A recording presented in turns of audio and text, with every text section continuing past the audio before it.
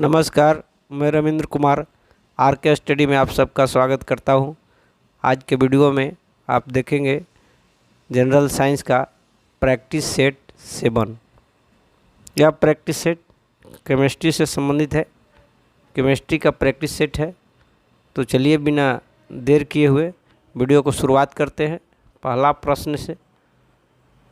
पहला प्रश्न देखिए, एक ठोस के सीधे गैस में परिवर्तन होने को क्या कहते हैं? एक ठोस के सीधे गैस में परिवर्तन को क्या कहते हैं? ठोस से गैस में परिवर्तन को ऊर्ध्वपातन कहा जाता है। ऊर्ध्वपातन क्रिया के द्वारा सीधे ठोस गैस में परिवर्तित हो जाता है, तो याद रखेंगे ऊर्ध्वपातन। चलिए दूसरा प्रश्न पर चलते हैं। दूसरा प्रश्न को देख लेते हैं। वनस्पति तेल से वनस्पति घी बनाने में प्रयुक्त होने वाली गैस कौन सी है? तो वनस्पति तेल से वनस्पति घी बनाने में प्रयुक्त होने वाली गैस हाइड्रोजन है, तो हाइड्रोजन याद रखेंगे। तीसरा प्रश्न पर चलते हैं। अशुद्ध कपूर को शुद्ध किया जाता है। अशुद्ध कपूर को शुद्ध किस विधि से किया जाता है? तो आंसर होगा ऊर्ध्वपातन द्वारा। ऊर्ध्वपातन द्वारा। तो चलिए चौथा प्रश्न पर चलते हैं। आधुनिक रसायन शास्त्र का जनक किसे कहा जाता है? तो आंसर होगा आधुनिक रसायन शास्त्र का जनक लेवासियर को कहा जाता है। लेवासियर को कहा जाता है, याद रखेंगे लेवासियर। आधुनिक रसायन शास्त्र का जनक लेवासियर को कहा जाता है। पांचवा प्रश्न पर चलते हैं। पांचवा प्रश्न है, मामूली कट जाने पर फिटकीरी रक्त स्राव को रोक देती है, इसका कारण क्या है? मामूली कट जाने पर फिटकीरी रक्त स्राव को रोक देती है, तो इसका कारण है स्कंदन। स्कंदन क्रिया के द्वारा मामूली कट जाने पर फिटकीरी रक्त स्राव को रोकती है, तो स्कंदन याद रखेंगे। छठा प्रश्न पर चलते हैं। छठा प्रश्न है, क्रोमेटोग्राफी की तकनीक का प्रयोग होता है। क्रोमेटोग्राफी की तकनीक का प्रयोग किसमें होता है? तो आंसर होगा एक मिश्रण से पदार्थों को अलग करने में। एक मिश्रण से पदार्थों को अलग करने में क्रोमेटोग्राफी का तकनीक का प्रयोग किया जाता है। चलिए सातवां प्रश्न पर चलते हैं। एक ही तत्व के वे परमाणु जिनके परमाणु संख्या समान किंतु द्रव्यमान संख्या भिन्न भिन्न होते हैं, वो क्या कहलाते हैं? तो एक ही तत्व के परमाणु जिनके परमाणु संख्या समान और परमाणु द्रव्यमान भिन्न भिन्न होते हैं, उसे समस्थानिक कहते हैं। आंसर होगा समस्थानिक। अंग्रेजी में आइसोटोप कहेंगे, आइसोटोप। तो समस्थानिक याद रखेंगे। समस्थानिक में परमाणु संख्या समान होते हैं लेकिन परमाणु द्रव्यमान में अंतर होता है, उसे समस्थानिक कहा जाता है। तो चलिए आठवां प्रश्न पर चलते हैं। आठवां प्रश्न देखिए, एक मोल बराबर कितना होता है? एक मोल, तो देखिए एक मोल बराबर होता है 6.023 गुने 10⁻23। 6.23 गुने 6.023 गुने 10⁻23 याद रखेंगे, एक मोल बराबर। तो चलिए नवां प्रश्न पर चलते हैं। शुष्क सेल के केंद्र में किसका छड़ होता है? शुष्क सेल, शुष्क सेल के केंद्र में जो छड़ होता है, बीच में जो छड़ होता है, वो किसका होता है? किस तत्व का बना होता है? तो देखिए ग्रेफाइट का बना होता है, कार्बन का छड़ होता है। तो शुष्क सेल में जो केंद्र में जो छड़ होता है वो कार्बन का छड़ होता है। तो चलिए 10वां प्रश्न पर चलते हैं। निकल कैडमियम बैटरी का प्रयोग किसमें होता है? निकल कैडमियम बैटरी का प्रयोग किसमें होता है? तो आंसर होगा सेवर और टॉर्च लाइट में निकल कैडमियम बैटरी का प्रयोग किया जाता है। 11वां प्रश्न पर चलते हैं। लोहे पर जंग लग जाने पर कौन यौगिक बनता है? लोहे पर जो जंग लगता है तो किस यौगिक के कारण जंग लगता है? तो आंसर होगा आयरन ऑक्साइड, फेरस ऑक्साइड। तो याद रखेंगे लोहे पर जंग लग जाने पर कौन यौगिक बनता है? तो आंसर याद रखेंगे Fe2O3 × H2O, इसको आयरन ऑक्साइड कहते हैं। चलिए 12वां प्रश्न पर चलते हैं। वर्तमान में कितने तत्वों की जानकारी है। देखिए वर्तमान में कितने तत्व हैं, तो 118 तत्वों की खोज हो चुकी है। तो वर्तमान में 118 तत्वों की जानकारी है। 118 तत्व याद रखेंगे कि अब तक 118 तत्वों की खोज हो चुका है। तो चलिए 13वां प्रश्न पर चलते हैं। आधुनिक आवर्त सारणी में कितने क्षैतिज पंक्तियां हैं। आधुनिक आवर्त सारणी में कितने क्षैतिज पंक्तियां हैं। तो आंसर होगा आधुनिक आवर्त सारणी में 7 क्षैतिज पंक्तियां हैं। 7 याद रखेंगे, 7। तो चलिए 14वां प्रश्न पर चलते हैं। आधुनिक आवर्त सारणी में कितने ऊर्ध्व स्तंभ हैं। तो आधुनिक आवर्त सारणी में 18 ऊर्ध्व स्तंभ हैं, 18 याद रखेंगे। तो चलिए 15वां प्रश्न पर चलते हैं। हैलोजन में सबसे अधिक अभिक्रियाशील, देखिए हैलोजन ग्रुप में सबसे क्रियाशील कौन सा तत्व है। तो देखिए फ्लोरीन। फ्लोरीन सबसे क्रियाशील है, सबसे अभिक्रियाशील हैलोजन में फ्लोरीन है। तो चलिए 16वां प्रश्न पर चलते हैं।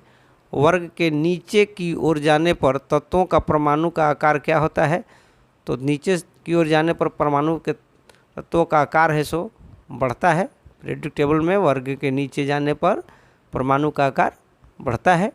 तो चलिए 17वां प्रश्न पर चलते हैं।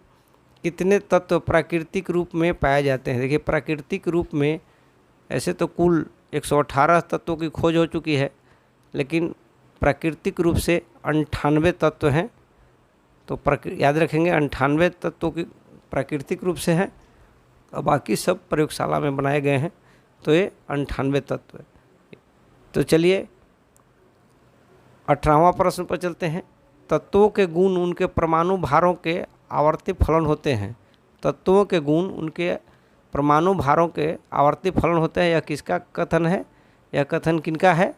तो आंसर होगा मेंडलीफ। देखिए मेंडलीफ का आवर्त सारणी में परमाणु भार के अनुसार ही दर्शाया गया है। तो तत्वों के गुण और उनके परमाणु भारों के आवर्त फलन होते हैं, मेंडलीफ के आवर्त सारणी में दिखाया गया है, यानी यह कथन मेंडलीफ का होगा।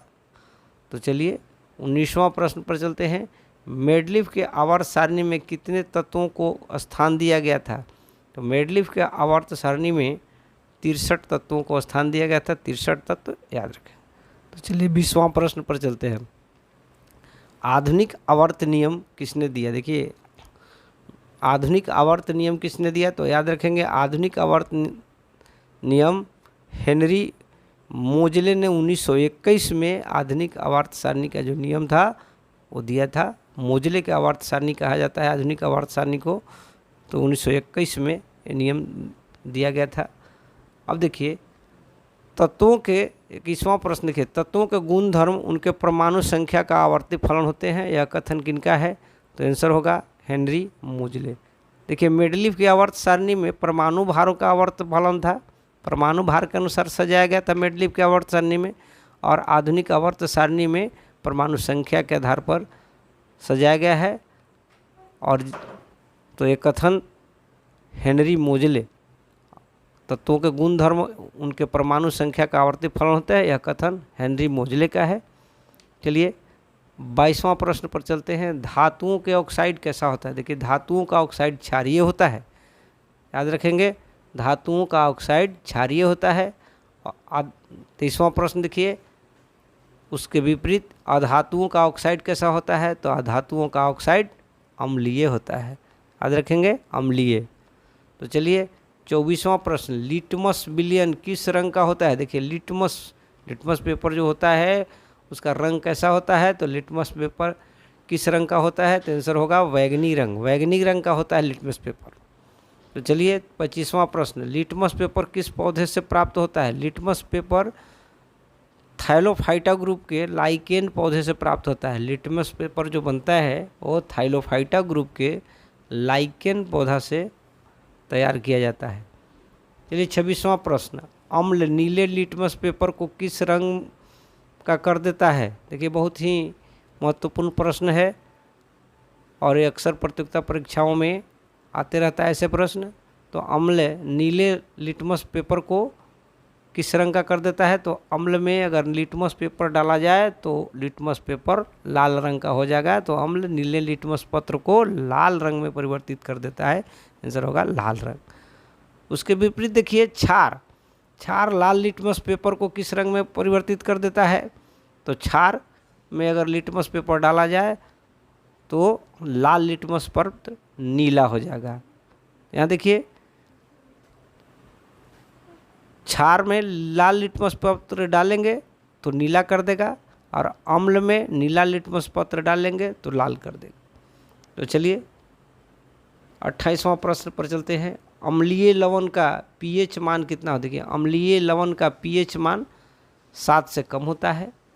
देखिए यहाँ पीएच मान को याद रखेंगे, 7 से कम रहने पर अम्लीय हो जाता है, और 7 उदासीन के लिए है, और 7 से ऊपर क्षारीय होता है। तो ये तीनों को याद रखेंगे। तो अम्लीय का पीएच, अम्लीय लवण का पीएच मान 7 से कम होता है। यहाँ देखिए उदासीन, उदासीन लवण का पीएच मान कितना होता है, तो यहाँ देखिए उदासीन लवण का पीएच मान 7 होता है। पानी उदासीन है इसलिए उसका पीएच मान 7 होता है। तो चलिए 30वां प्रश्न पर चलते हैं। क्षारकीय लवण का पीएच मान, देखिए क्षारकीय लवण का पीएच मान 7 से अधिक होता है, आंसर होगा 7 से अधिक। तो यहाँ याद रखेंगे कि 7 से कम अम्लीय लवण का पीएच मान है, 7 है से उदासीन का है, और 7 से ऊपर क्षारीय लवण का। 31वां प्रश्न पर चलते हैं। किसकी मात्रा अम्ल वर्षा में सबसे अधिक होता है, देखिए अम्ल वर्षा जब होती है तो उसमें किस अम्ल की मात्रा ज़्यादा होता है, तो आंसर होगा H2SO4 सल्फ्यूरिक एसिड होता है, H2SO4 का मात्रा ज़्यादा होता है। तो चलिए 32वां प्रश्न। नीला थोथा क्या है, देखिए नीला थोथा, नीला थोथा अंग्रेजी में ब्लू विट्रियोल कहा जाता है। तो नीला थोथा क्या है, तो नीला थोथा को कॉपर सल्फेट कहा जाता है। देखिए कॉपर सल्फेट को नीला थोथा कहते हैं। अगर पूछा जाए कि कॉपर सल्फेट को क्या किस नाम से जाना जाता है, तो उसे नीला थोथा कहेंगे, या फिर पूछा जाए कि नीला थोथा को किस नाम से जाना जाता है, तो उसको कॉपर सल्फेट कह देते हैं। और नीला थोथा को अंग्रेजी में ब्लू विट्रियोल कहा जाता है। चलिए 33वां प्रश्न चलते। खाने का सोडा, देखिए खाने वाला सोडा, खाने वाला सोडा का नाम क्या है, सोडियम बाइकार्बोनेट, आंसर होगा सोडियम बाइकार्बोनेट। तो याद रखेंगे सोडियम बाइकार्बोनेट। आगे देखिए 34वां प्रश्न। सिरका का रासायनिक नाम क्या है, सिरका, देखिए सिरका खट्टा होता है, अम्लीय होता है, तो सिरका का रासायनिक नाम क्या है, तो आंसर होगा एसिटिक एसिड, एसिटिक एसिड। देखिए सिरका में एसिटिक एसिड होता है, तो याद रखेंगे कि सिरका में एसिटिक एसिड होता है। 35वां देखिए इमली में कौन सा अम्ल होता है, देखिए इमली में टार्ट्रिक एसिड होता है, इमली में टार्ट्रिक एसिड होता है, टार्ट्रिक एसिड याद रखेंगे। देखिए 36वां देखिए दही में कौन सा अम्ल होता है, तो दही में तो आंसर होगा लैक्टिक एसिड होता है, लैक्टिक एसिड, लैक्टिक अम्ल, दही में लैक्टिक अम्ल होता है। चलिए 37वां प्रश्न। चिट्टी के डंक में कौन सा अम्ल होता है, तो आंसर होगा फॉर्मिक एसिड। देखिए चिट्टी के डंक में फॉर्मिक एसिड होता है। तो ये सब एसिड को याद रखेंगे। चलिए 38वां प्रश्न पर चलते हैं। स्वर्णकारों द्वारा प्रयोग में आने वाला एक्वारेजिया में किस किस अम्ल को मिलाया जाता है, देखिए एक्वारेजिया, एक्वारेजिया में कौन कौन से अम्ल मिले होते हैं, तो आंसर होगा नाइट्रिक अम्ल और हाइड्रोक्लोरिक अम्ल। तो नाइट्रिक अम्ल और हाइड्रोक्लोरिक अम्ल को एक साथ मिला दिया जाए तो एक्वारेजिया बन जाता है।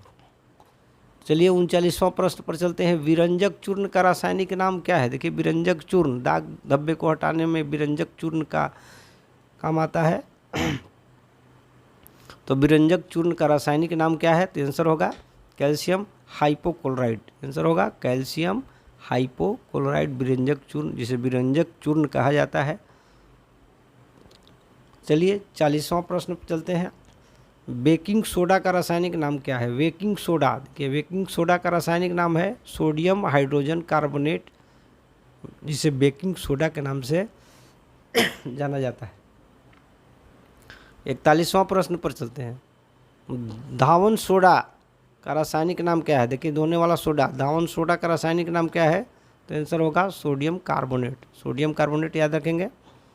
42वां प्रश्न देखिए, बोरेक्स का रासायनिक सूत्र क्या है? बोरेक्स, तो बोरेक्स का रासायनिक सूत्र Na2B4O7 × 10H2O, याद रखेंगे Na2B4O7 × 10H2O। 43वां प्रश्न पर चलते हैं, नीला थोथा का रासायनिक नाम क्या है? देखिए नीला थोथा, नीला थोथा का रासायनिक नाम कॉपर सल्फेट, कॉपर सल्फेट याद रखेंगे, कॉपर सल्फेट।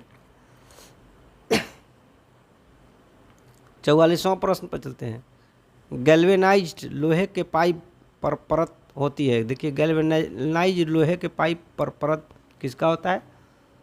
तो जस्ते का होता है, जिसको जस्तीकरण कहते हैं। जंग लगने से बचाने के लिए गैल्वेनाइज किया जाता है, लोहे के पाइप पर जस्ते का परत चढ़ा दिया जाता है, तो इसको जस्तीकरण कहा जाता है।